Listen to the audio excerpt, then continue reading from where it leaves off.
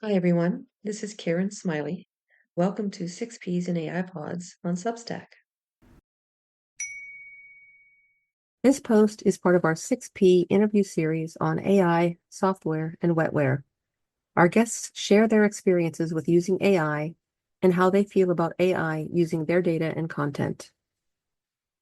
I'm delighted to welcome Julie Rennecker as my guest today on AI, software, and wetware.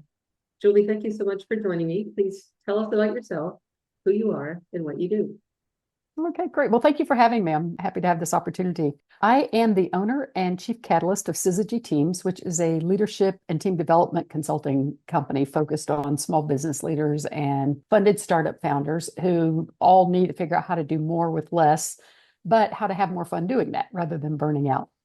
Basically, I use a lot of strengths-based approaches to help them leverage their existing capabilities and amplify those. Working mostly right now in the healthcare innovation space with medical device companies, sometimes internal healthcare innovation groups, but also some of the small businesses that also support startup companies. Very good. Chief Catalyst. I love that title. Yeah, I don't remember how it actually came about, but I think I was in another startup at the time, and it seemed that that was often my role to get things going. And so I thought every group needs a spark. Very cool. So I'm curious, do you have any clients who are asking questions about how to do more with less with AI-based tools? And if so, how do you handle those questions? I don't know if it's something that's obvious from my face, but I think they know not to ask me technical questions. I couldn't code my way out of a bag, as someone used to say. No one's asking me specifically for guidance about how to use AI for that, but AI is coming up a lot in conversations, mostly around just people feeling uncertain, right? It's sort of in the ether. So people will say, well, and with AI, and who knows what's going to happen with AI. Some colleagues have started using it more. And so that's brought it more to my attention, right? How they're using it in their day-to-day work, but clients aren't specifically asking me for guidance around that.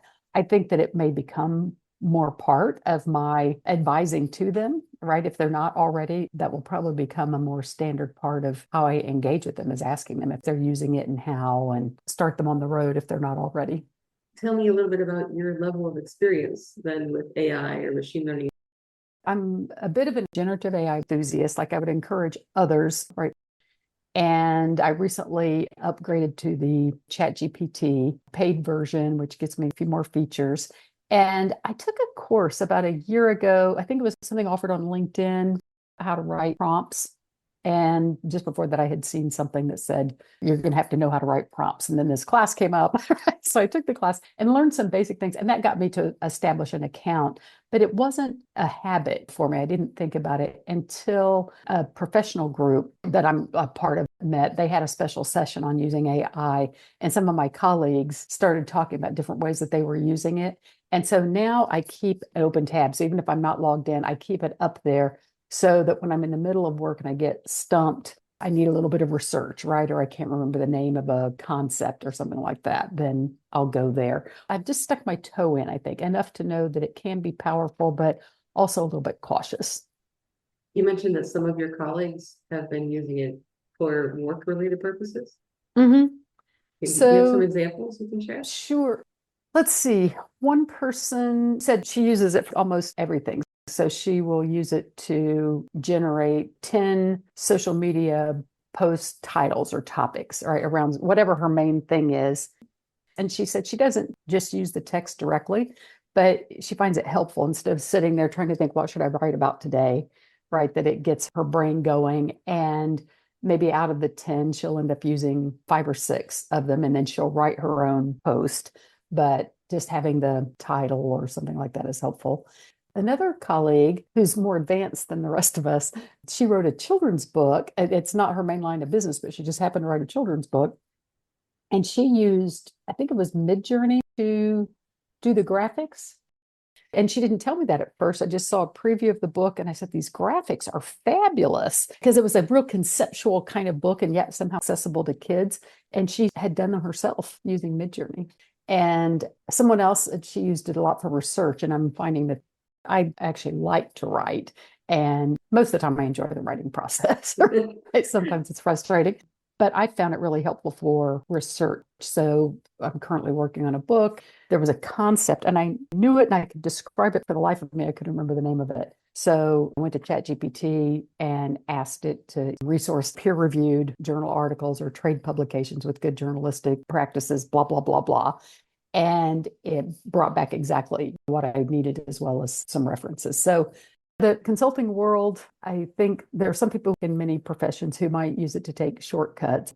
I think they will regret that if they don't double check things. But there's a lot of experimentation going on. Yeah, so on the professional side, I think there are a lot of different opportunities, and I hear from a lot of people using it in very different ways or deciding not to use it, which we'll talk more about later.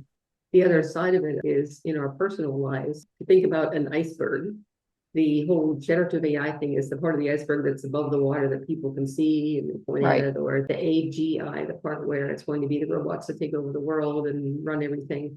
But there's all this under the waterline of AI and machine learning that just pervades our day-to-day life, and we don't always realize it. Right. Do you have any examples of using AI or machine learning tools, for instance, without even necessarily realizing it? Well, I think once I became aware of what it was, I had technical friends who I knew wrote algorithms for big companies, right? And I'd hear about AI that way. And I knew about it in the medical innovation field, but I really wasn't thinking about it until I started playing with it more myself. I started noticing and realized all of us who've been doing online shopping have been using it for years, whether we think we have or not. Amazon, of course, is probably the most ubiquitous, familiar example that once you've chosen a book or a product, how they serve up five other things that you might be interested in, or people who bought what you bought also bought these other products. And I don't think I had appreciated that. I thought of it kind of like a Google search, which probably has more AI in it. And of course, social media, what we get served up. I think that's what I've come to appreciate more is that you're right, it's below the waterline, invisible to us. We interact with what is presented to us, whether it's on Google or shopping or in social media, not appreciating how what we see is being shaped by these algorithms, by forces beyond our control or beyond our conscious choosing. With Netflix, right? Another example, right? We've inadvertently chosen it by the movies that we've chosen, that affects what we see. But I don't remember there being a step in there where I told Netflix, please show me these things. Right. Yeah, I actually wrote a quick post back in mid-September about 8 different areas of life. It's not that there's only 8, it was just the Yeah, first 8 right. that came to my mind about different areas where AI and machine learning are under the hood. Speaking of under the hood, in our cars and the amount of data that our cars capture from us and what they're doing now with computers in cars. It's things that Right. we don't necessarily think about, but it's definitely affecting all of us. Yeah, I read that post. That was an eye-opening post for me. Yeah, thank you. I read that. Yeah, I'm probably going to do another with another 8 because there's still so many more. I just dashed off the first 8 that came to my mind, just looking at my Right. own life and what I was doing. Like, well, I have my phone and we have Yes. Netflix and everything else. Does it scare you? How much is under the hood? I guess I'm cautious. I've been involved with AI and machine learning for over 10 years. And this is actually one of the reasons that I want to interview people who are not software developers, because I know that I come into this with a certain frame of reference based on, I know what's going on with the data. I mean, on the one hand, I know some of the traps. I know some of the things that can happen with data behind the scenes. I know the ways that machine learning models can be biased. But Right. at the same time, people who don't come in with that same perspective are going to see different things in the tools or in the way it affects them that I won't necessarily see. So I think it's important to get a large range of voices and people from different backgrounds and different experiences, because your experiences are very different than mine. I know how to build a machine learning model, but you shouldn't have to know how to build one to use an AI-based tool safely. It's no different than you shouldn't have to be an auto mechanic to drive a car safely. Right. Thank you. That makes me feel a little less puny. Well, everyone knows something that somebody else doesn't, right? I want to go back to, you were talking about using ChatGPT to do some research, I think, for your book. Can you talk a little bit more about that?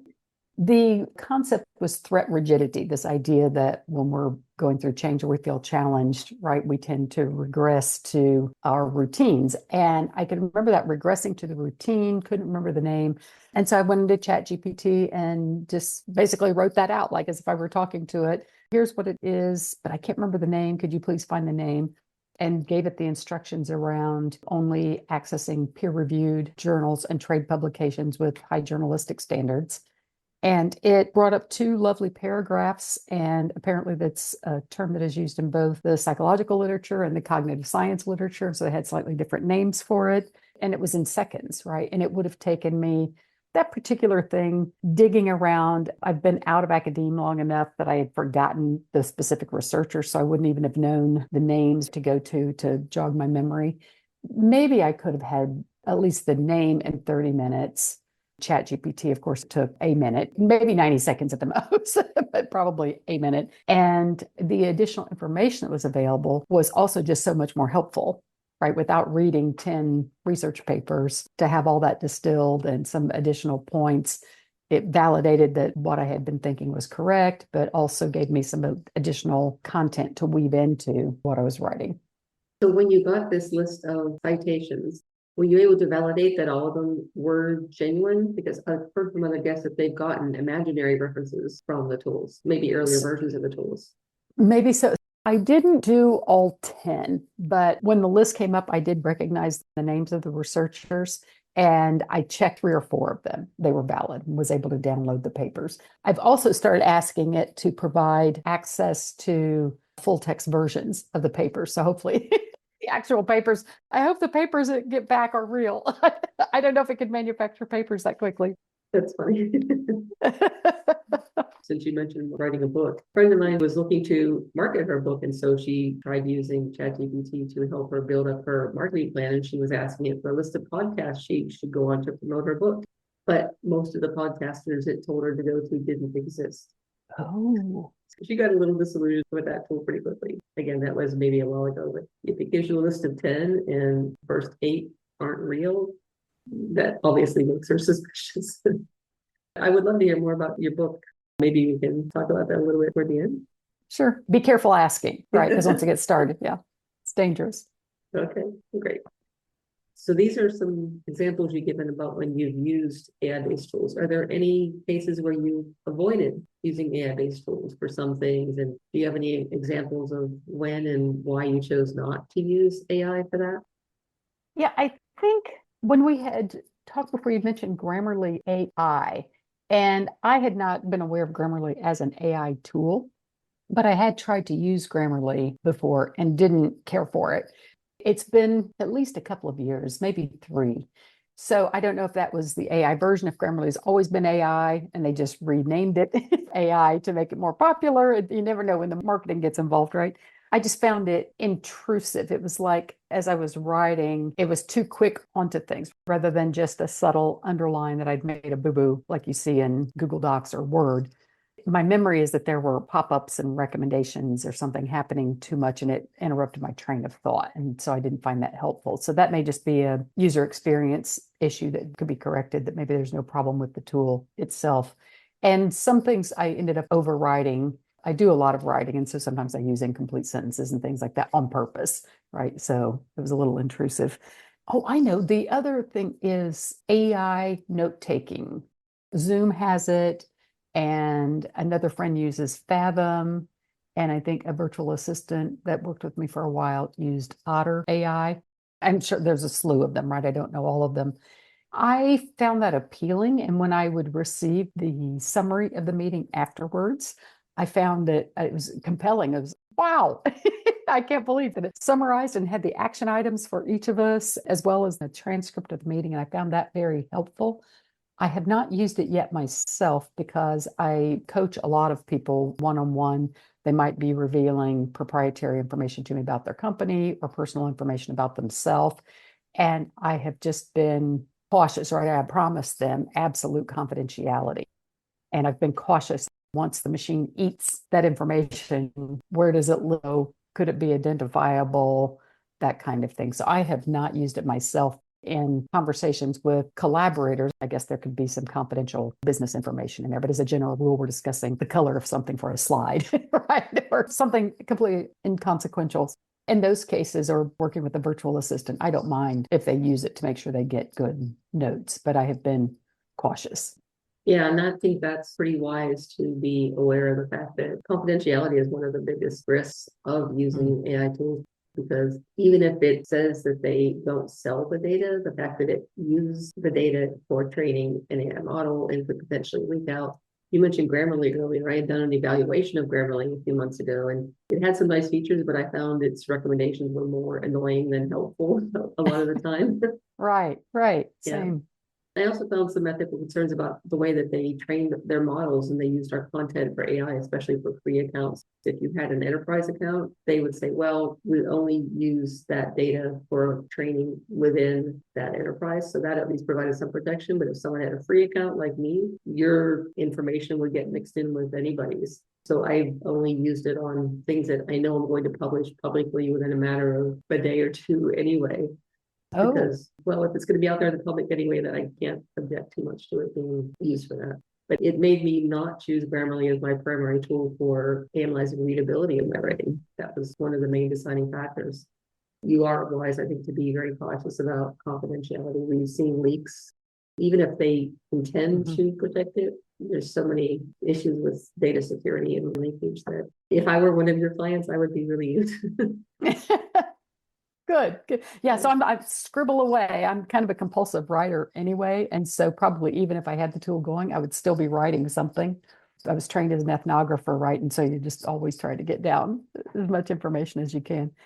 You read how they would be using the data. I think that's key. So I used to teach the human aspects of cybersecurity. I'm not a cybersecurity expert, but I'd been in a cyber risk management startup, and routinely, right? The human aspect is the challenge. And all these apps that we use, the privacy statement, we don't read it. I don't either. That would be one of my exercises. The students had to choose an app and read all the confidentiality and be able to map how it was processed, where it would live, who could access it, that kind of thing. So good on you for reading it, because I know most of us don't. I read a study not too long ago that said 91% of people don't ever read the terms and conditions. And I think for people 18 to 24, it's 97%. Don't read. Right, right. And mostly I read them because, like I said, this is my area of professional work. And I was specifically trying to evaluate these tools for ethics Right. and features. Of course, I had to read it to try to understand that. But it's very difficult to really understand when they just say, we're going to use your data to help improve the product. What does that mean? Does that mean they're going to use AI, or are they going to make it available to OpenAI and then it's gone? We don't know. Or to Anyway, their vendors, their additional vendors or subcontractors or exactly. whatever. You just don't know where it goes. Affiliates, I think, was the term LinkedIn used when they were talking about sharing our data there. This brings me to the next question, which is, I'd like to hear how you feel about companies that use our data and content for training their AI machine learning systems and tools. There's a lot of talk about whether or not ethical tool companies should be required to get what they call the 3 C's: get consent, give credit, and compensate people whose data they want to use for training. And by the way, the 3 C's comes from a group called Cultural Intellectual Property Rights Initiative, CIPRI, and I can show you a link for that. They've got some good information about it. Basically, there's a lot of discussion around whether or not AI tool companies should be required to address the 3 C's. I definitely think so. I had not heard of the 3 C's, but I think that's brilliant. Certainly, at a minimum, consent. And then credit and compensation. I certainly have sympathy for artists, authors whose works have been appropriated. That's their livelihood, right? And to have those works be digested, repurposed without any kind of credit or compensation. So I think the 3 C's are brilliant. Definitely think it should be required. Somebody had a much better quote. I'm not going to remember it, but I had been thinking along the same lines that these companies will, and already are probably, making money hand over fist, or they'll do well, they'll get acquired, whatever, they'll IPO. And if they are using data that they have acquired without consent and without compensation, just the economic model, if you don't have to pay for labor, you don't have to pay for supplies, you don't have to pay for your inputs, it's a lot easier to be profitable, right? On the back end, certainly exploitive. And there are times, like in healthcare, I think about how hospitals are thinking about using patient data for clinical decision support systems.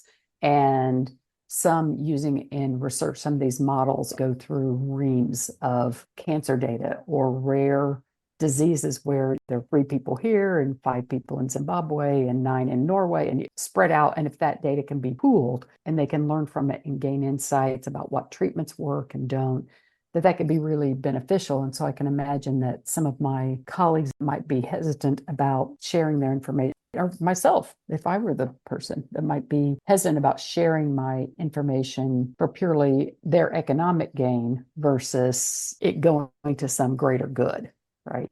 I differentiate between those 2 use cases. So you're saying you do feel that people should have the opportunity to opt into their data.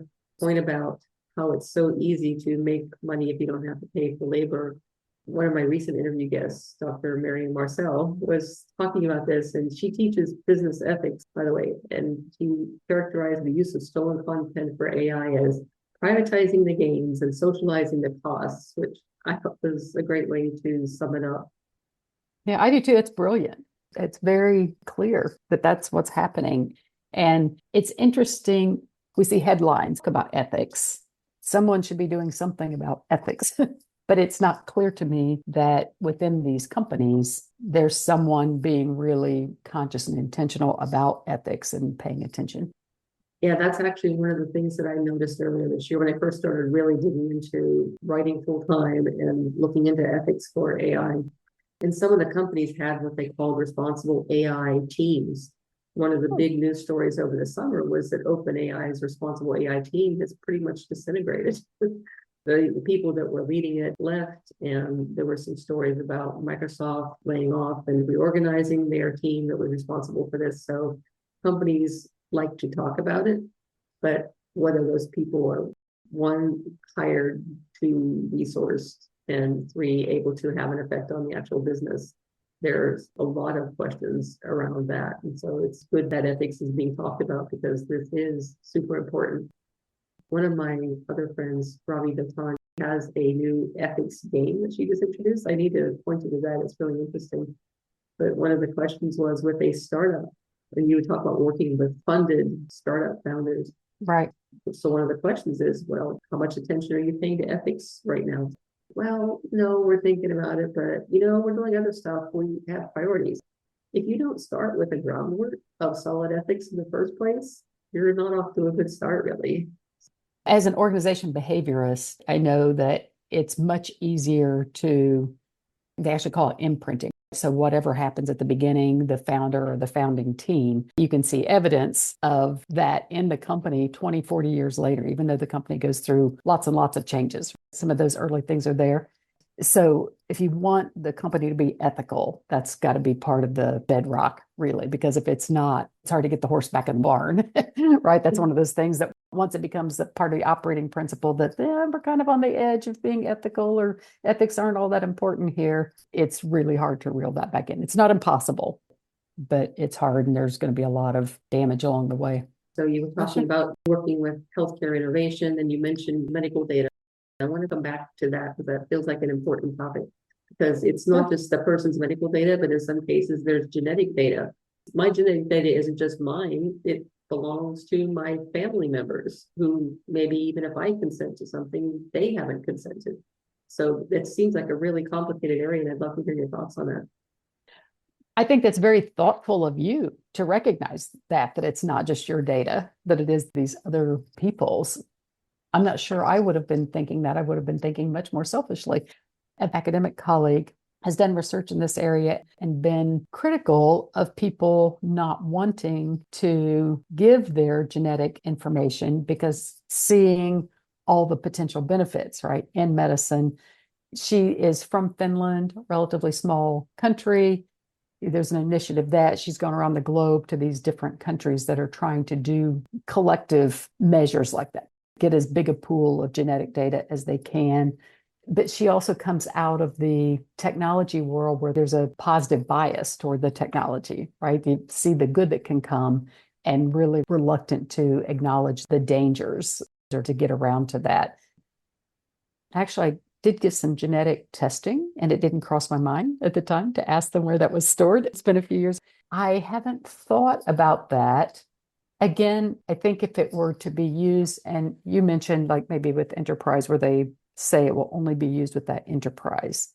If I could contribute it knowing that there were some sort of boundaries on it for it to be used for a particular purpose, I might not have a problem with that. And I would assume that the benefits could extend to my family as well.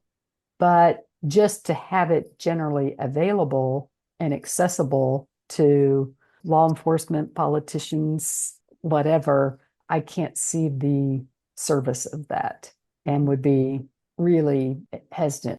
I might even lobby against that. I might even write a letter to my congressman if I thought that kind of thing were at risk. Something that people often don't realize about medical data is they're not always interested in your, and often not at all interested in your diagnosis. It's all the other information that's in a medical record. It's one of the most complete identity profiles that exists outside a home mortgage application. It has birth date and social security numbers and names and contact information for family members and all those kinds of things. So yeah, there's a lot of information in a medical record that deserves being extremely careful with. I'm not sure the care is always taken to the level that it should be. Yeah, I remember when HIPAA first came into effect and thinking, oh, this is good, we're safe now, and then realizing, well, it's better than it was, but it's still far from perfect. So you probably have more insights on that than I do. HIPAA made us aware that it needed to be protected, but most organizations weren't aware of all the regulations. They sort of allocated it to the IT department and assumed the IT took care of that, or if they had a HIPAA compliant electronic health record, that took care of everything and didn't understand all the behavioral components associated with HIPAA for the staff just on a day-to-day basis. And often they just trusted that the EHR, the IT was taking care of things. And when I was working in that space a little more, going into organizations and doing audits, there was often information just freely available or cached on systems that somebody with a little bit more technical expertise than I could have easily stolen. And often the administrators, it wasn't ill-intended, it was just ignorance. And so, yeah, the HIPAA law at least put some teeth into that. But there's still a lot of vagary in there. Necessary and sufficient is a term that is used, put that in air quotes, saying, you've put the necessary and sufficient measures in place. And they do that because a single doctor's office is a lot different than a multi-site hospital system, for instance, and the resources that are available and the protections that might be needed.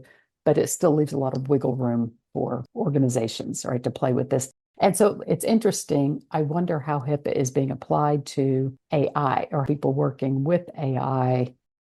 I think Congress is working on this. The law came from them, and Department of HHS does some advising around this, and they're trying to get ahead of it. But those rulemaking processes are very slow, so they're almost always behind the actual capabilities of the technology. So things have often already happened, right, before the law's in place. And that might be an argument for, this will sound very socialistic, very anti-capitalistic, and I don't really have it. But I'm thinking products like this that could have such far-reaching implications, why isn't there some sort of national review board, for lack of a better term, that you have to submit the same way medical devices, you have to submit to the FDA, you have to prove safety and efficacy. They continue to collect data for years afterward and can pull the product at any time. So something like this with such far-reaching effects and implications, why they don't have to submit that to some sort of a technical review board that pushes back and asks some of these ethical questions and tries to put some protections in place. You talked earlier about not reading the terms and conditions and consenting.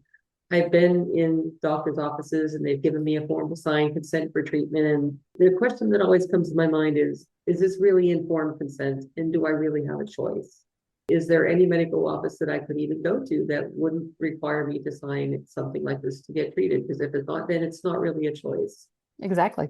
The choice, I guess, is not to get treatment, but that's not really a viable choice. So this whole idea of informed consent in a situation like that, it feels very much compelled. It doesn't feel like it's a true choice.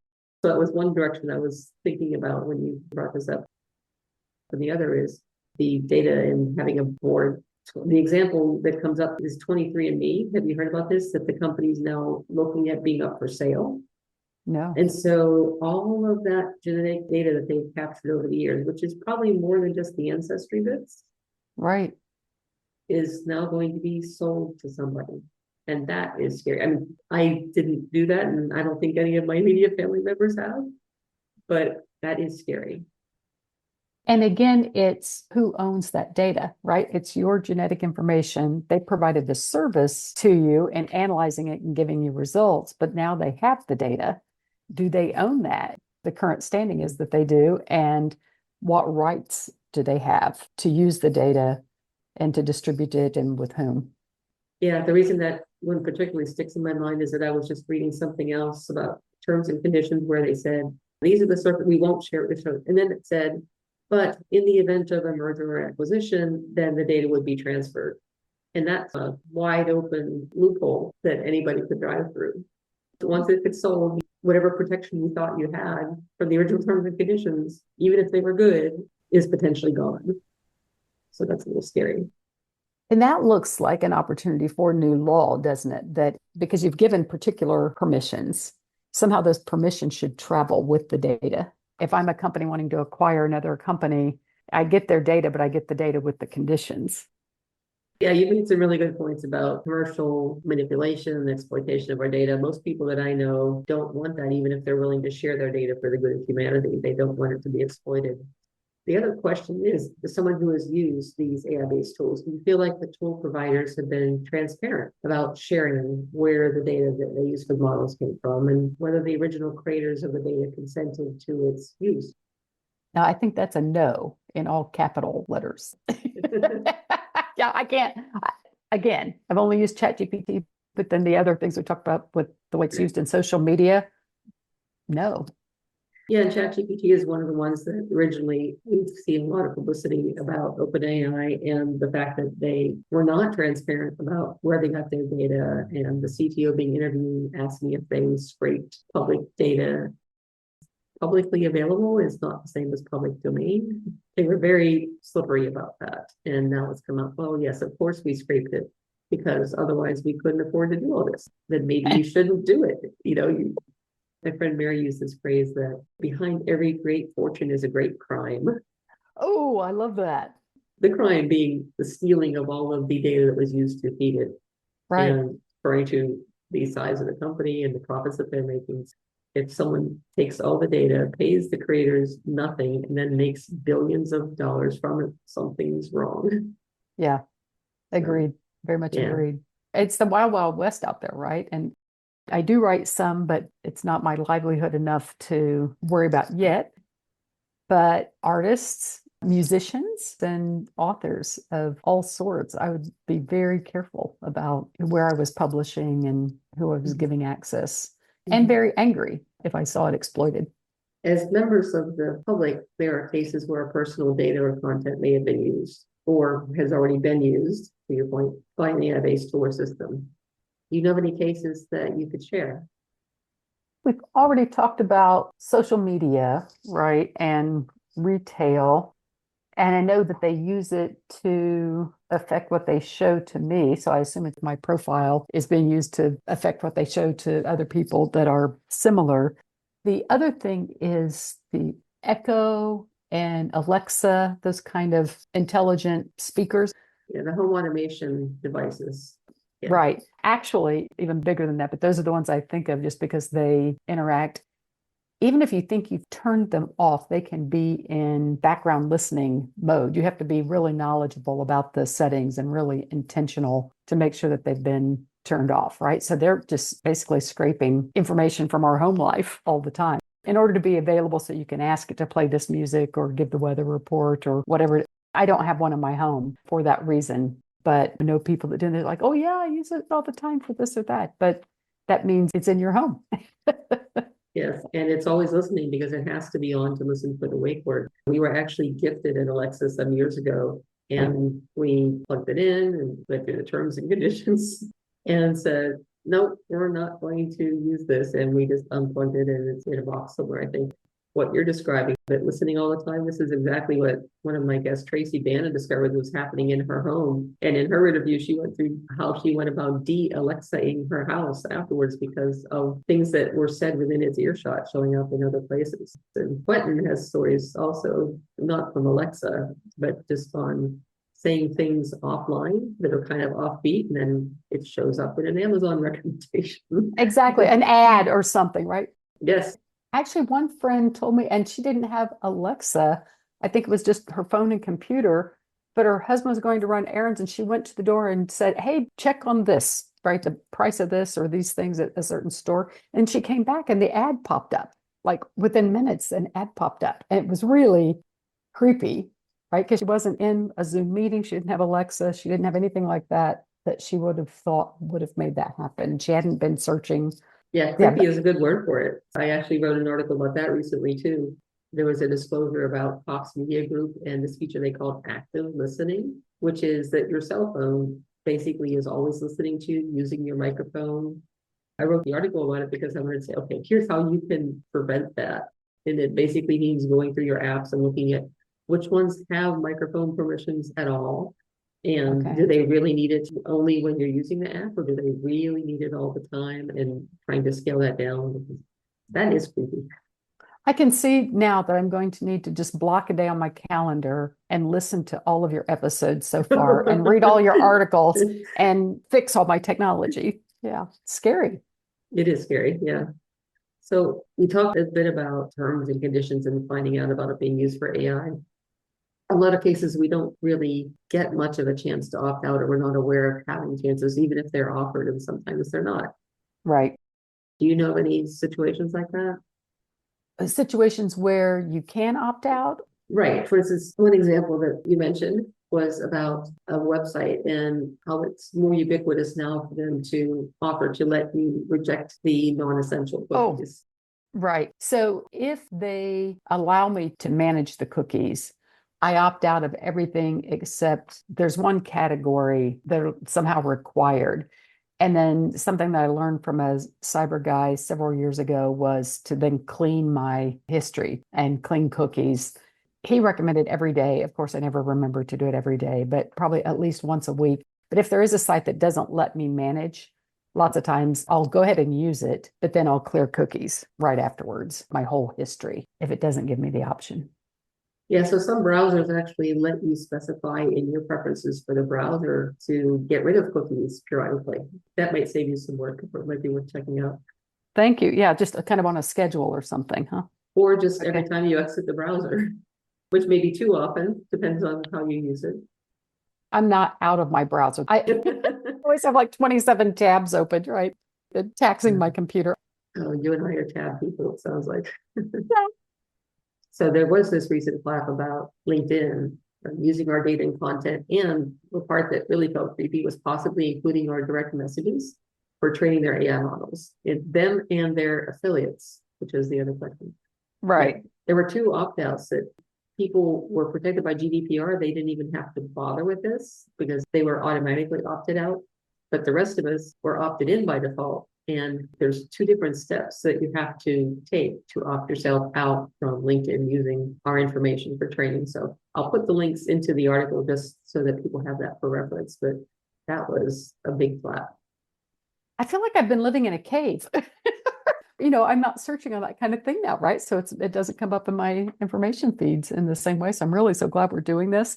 And yes, I'll definitely check the notes and take those steps.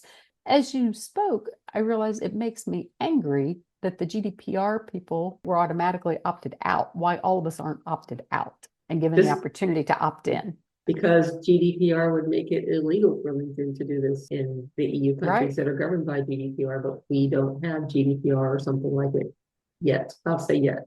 Right. Their bias is not to choose the ethical road to begin with, right? So they're forced to by GDPR. And it seems like that would have provided a bit of a wake-up call to say, perhaps we should provide this to all of our users. Right. They have a financial incentive to not do the right thing in cases like this. One of my other interview guests, he was saying that by doing it the way that they did it, so the nanosecond that they turned that setting on, I think was his phrase, they immediately gave themselves cover for all the data that they've used up till now. And at most, when you turn it off, that says, okay, don't use anything further. Okay. But by doing it that way, they basically forced all of us to, I won't even say give consent, they forced all of us to accept that they were taking and using everything prior to that nanosecond between when they turned the setting on. And then I think it was even almost a week later that people found out about it and said, what are you doing? But that's why they did it, because they have a financial incentive for it. And the ethical incentives and motivations didn't override that. Yeah. And we can have opinions about whether it should have. My opinion is it should, but everyone has different opinions. Yeah. Funny when ethics and profit coming to conflict. Ethics often takes a beating, right, until there's law in place. We've talked a little bit about use of personal data and content and having it being stolen. There's some consequences such as privacy, phishing. Some people have lost income from it. Has this ever happened to you, or do you have any examples that you know of? No, there have been enough breaches over time that I have been automatically signed up, right, for a handful of security monitoring services. And one of them notified me that my social security number has been found out on a dark web. But I'm beyond that. There have been so many breaches, right, of banks, of healthcare organizations, of insurance companies. I don't even know where that might have come from. I haven't been a victim of a specific phishing attack myself, right? I haven't experienced ransomware or anything like that.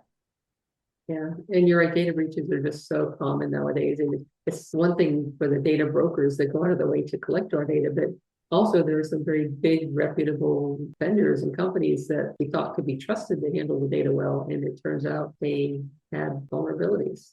Right. Partly as a result, I think, of all of this, the public distrust of AI and tech companies has been growing. And in a way, I feel like it's a good thing, because what it reflects is that awareness of what they're doing is growing, and we're saying, wait a minute, this is not okay. What is the one thing that you think is the most important thing that AI companies would need to do to earn back and keep your trust? I think transparency is just so critical, right?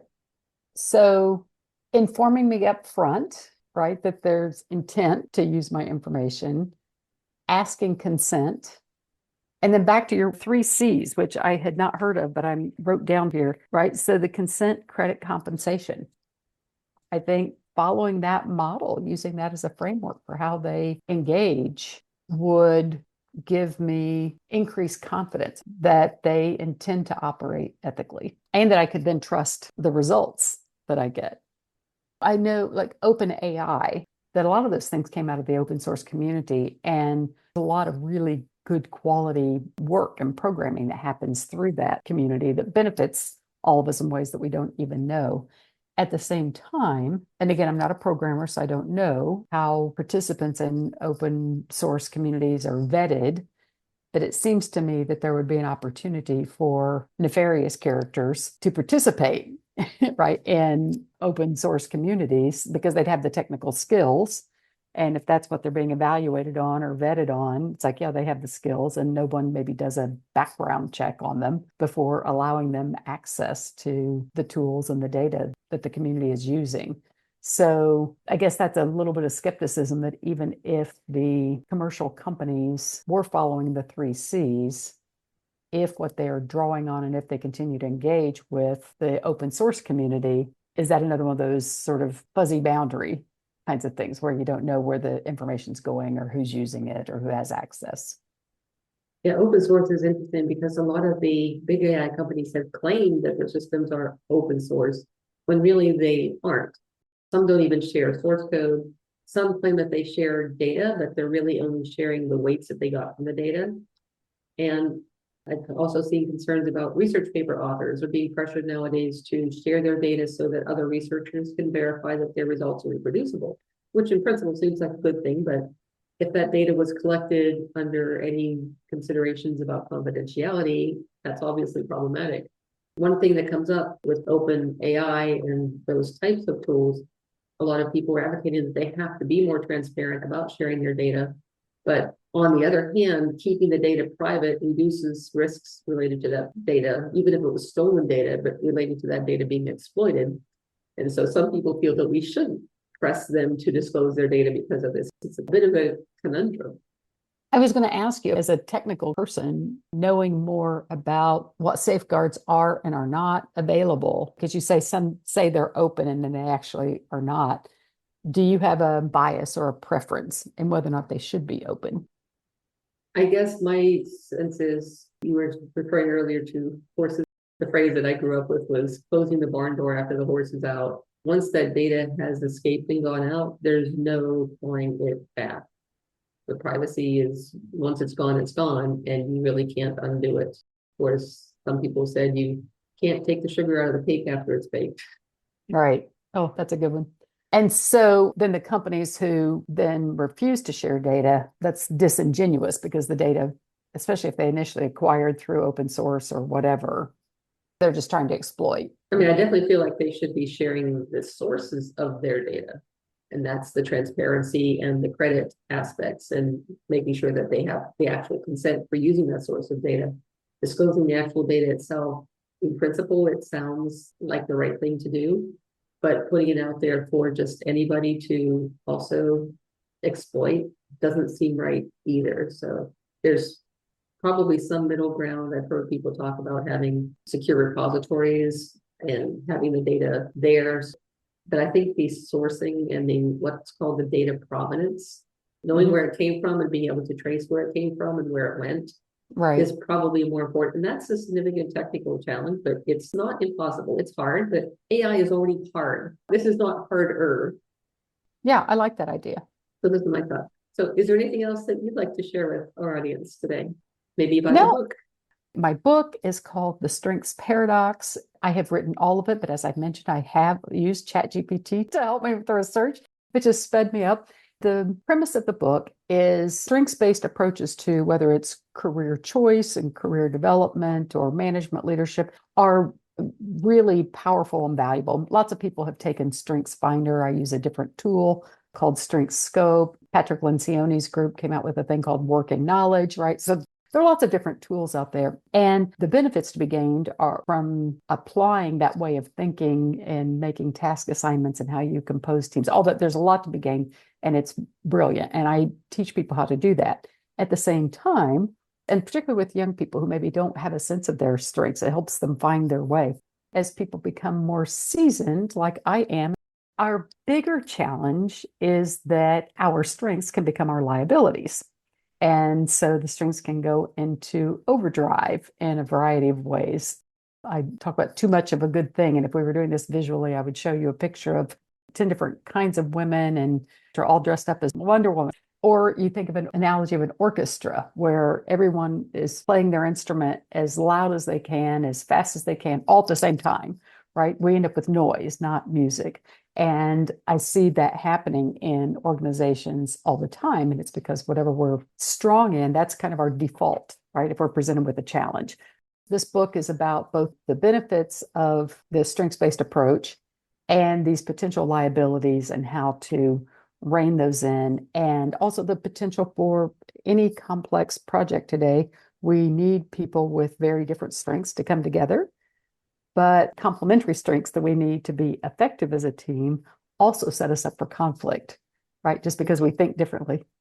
Once people get to be mid-career, they've made career choices that have steered them away from things that are their areas of weakness, right? They've steered them into career fields for the most part that take advantage of their strengths. So the danger at that point for professionals from mid-career on is this risk of relying too much on our strengths or using them in inappropriate ways. So it's work that I do with my clients, and I'm hoping that people find it interesting and helpful. So when will the book be out? It's forthcoming, and I keep thinking it will be done at the end of the month, and the next month is about 80% done at this point. That's what's coming. Got a couple more chapters, probably by end of year would be the ebook version, and with on-demand print for print version as well in English. And then I always think it's going to take a month. It will probably take a quarter, right, to get the audiobook version released. And then I would also go into Spanish. So Spanish ebook, Spanish print, and a Spanish audiobook. So that would be over the course of 2025. Very nice. Yeah, Yeah, thank you. I know some folks who speak Spanish that would probably really welcome that book. Oh, So maybe someone in my network can help you connect with a translator. that would be lovely. I've got the designer for the cover, the editors lined up, bugging me every once in a while, ready for me to send her pages. And finding a translator would be the next step. Looking forward to it. And good luck with the book launch, Julie. And thank you again for Yeah. being my guest on this interview series about how real people are and aren't using AI. I really had fun with this conversation. So thank you. Really, thank you for the opportunity. And I've learned so many things myself. I just appreciate this opportunity to talk with someone knowledgeable about what's going on. And AI is going to just continue to shape our lives. And so I think what you're doing to help raise awareness and conversations between people who might not otherwise talk about it or have the opportunity to have their voices heard is really valuable. So thank you. It was a lot of fun and I learned a lot myself. Thanks for having me. About this interview series and newsletter. This post is part of our 2024 interview series on AI, software, and wetware. It showcases how real people around the world are using their wetware, brains and human intelligence, with AI-based software tools, or are being affected by AI. And we're all being affected by AI nowadays in our daily lives, perhaps more than we realize. For some examples, see post, but I don't use AI. We want to hear from a diverse pool of people worldwide in a variety of roles. If you're interested in being a featured interview guest, anonymous or with credit, please get in touch. 6Ps and AI Pods is a 100% reader-supported publication. All new posts are free to read and listen to. To automatically receive new 6P posts and support our work, consider becoming a subscriber. It's free.